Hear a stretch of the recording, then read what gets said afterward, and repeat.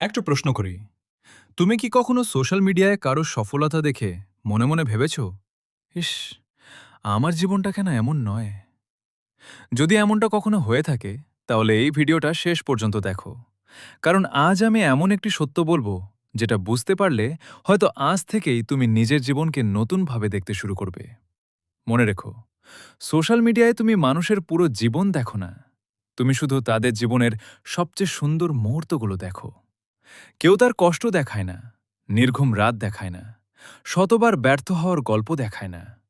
কিন্তু তুমি সেই কয়েক সেকেন্ডের ভিডিও দেখে নিজের পুরো জীবনকে বিচার করতে শুরু করো। আর এখানেই শুরু হয় আত্মবিশ্বাস হারানোর গল্প। জীবনের সবচেয়ে বড় ভুল হল নিজের প্রথম অধ্যায়কে অন্য কারো দশম অধ্যায়ের সঙ্গে তুলনা করা। তুমি আজ যেখানে দাঁড়িয়ে আছো, সেখান থেকেই তোমার যাত্রা শুরু হবে। অন্য কারো গতিতে নয়, নিজের গতিতে এগিয়ে যাও। কারণ সূর্য আর চাঁদ দুজনেই আলো দেয়, কিন্তু তারা কখনো একই সময়ে ওঠে না। ঠিক তেমনি প্রত্যেক মানুষের সফল হওয়ার সময় আলাদা। কেউ ২০ বছরে সফল হয়, কেউ ৩০-এ, কেউ ৪০-এ। তাই দেরি মানেই ব্যর্থতা নয়।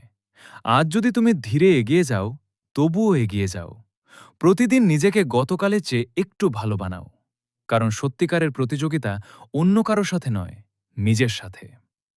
যদি আজ তুমি গতকালের চেয়ে এক ধাপ এগিয়ে যেতে পারো, তাহলে তুমি জিতছ। মনে রেখো, মানুষের করতালির চেয়ে নিজের আত্মসম্মান অনেক বেশি মূল্যবান। তাই অন্যের জীবন দেখে হিংসা করো না, বরং অনুপ্রেরণা নাও। নিজের লক্ষ্য ঠিক করো, নিজের পথে হাঁটো এবং নিজের গল্প নিজেই লেখো। একদিন এমন সময় আসবে যখন মানুষ তোমার সফলতাকেই এই উদাহরণ হিসেবে দেখাবে। তাই আজ থেকেই সিদ্ধান্ত নাও, তুলনা নয়, উন্নতি। হিংসা নয়, পরিশ্রম। অজুহাত নয়, অ্যাকশন।